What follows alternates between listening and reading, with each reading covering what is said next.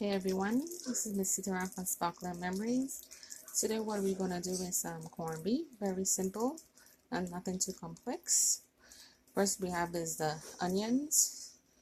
They're actually very large, so it's going to give you a lot more flavor versus if you use dice or smaller cuts of the onion.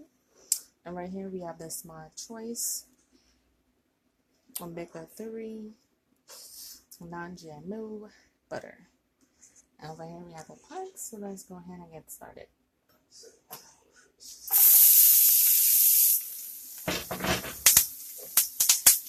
You just might look to pop a little bit.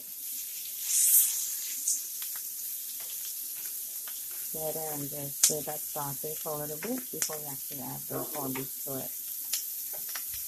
Now like the corned beef might not look appetizing right now, but it's gonna change.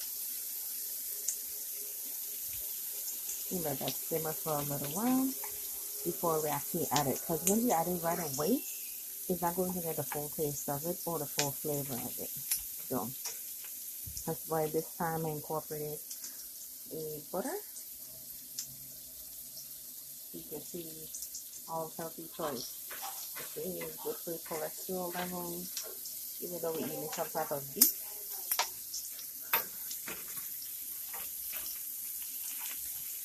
Wow, this is guys can actually smell the taste of this. If tasting it would be so awesome. Just the smell of it even better.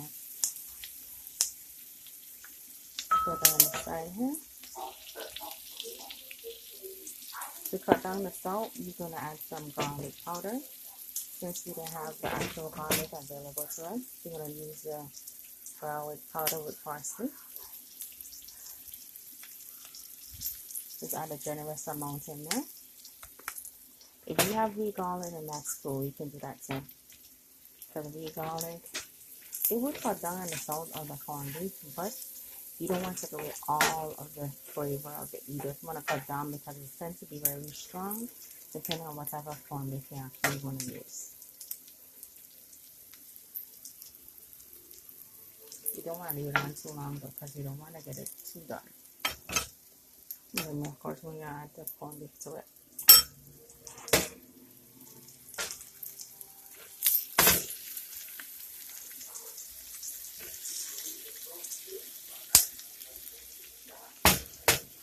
You see a little bit more in the bowl, so you got this one. You're going to put that in with the rest. This is when it's before it's fully cooked the way I like it.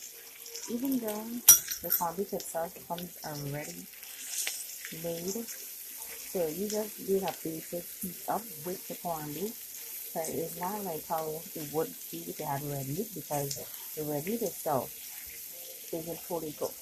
The corned beef is already cooked. What we're doing is just heating it up and adding some extra flavor to it.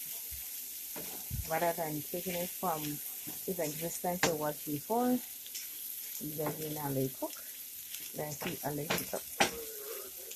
You don't want to add any kind of adobo or any kind of salt to it because it's already very salty.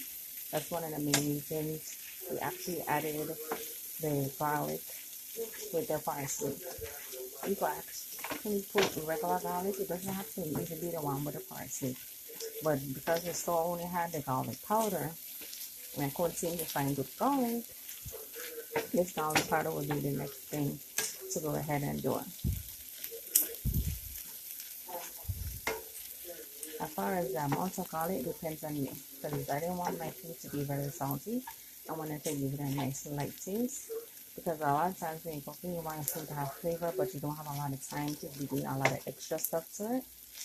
With this, you can add barbecue sauce. You can add ketchup. You can leave it as is. I've seen people went as far as adding onions along with some bell peppers, but I don't be doing all of that. Because I think the corned beef by itself already has a great taste, and I want to be just a little bit extra when you're doing the other stuff. And since I like mine with a more onion flavor, I'm going to go ahead and put in some onion powder. Even though we have the onions in there. let that cook and reduce the heat so it don't be as high as before.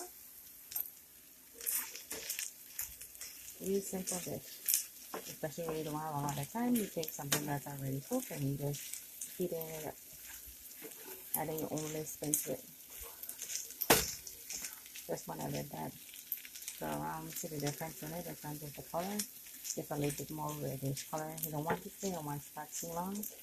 The center of the pot is what tends to be the hottest, so you try not to leave your meat around there. Even though this is supposed to be a non-stick pan, the middle section tends to get very hot versus the sides, because when you see the burners, this part makes it much more hotter. All around is hot, but not as hot as the center.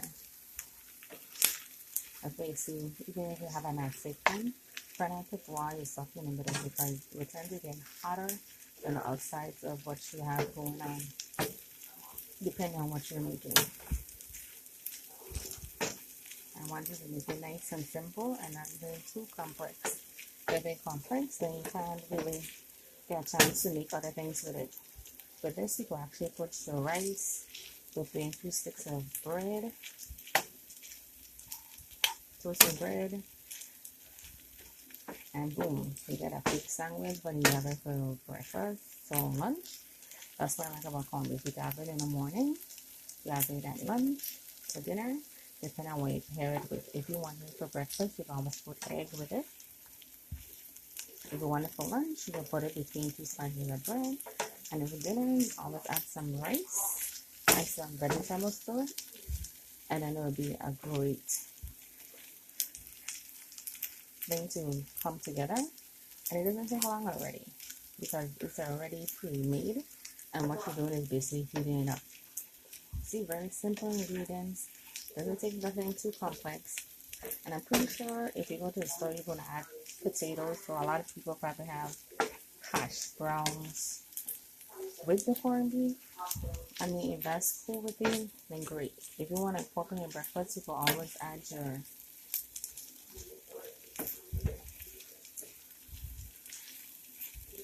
sausage to it.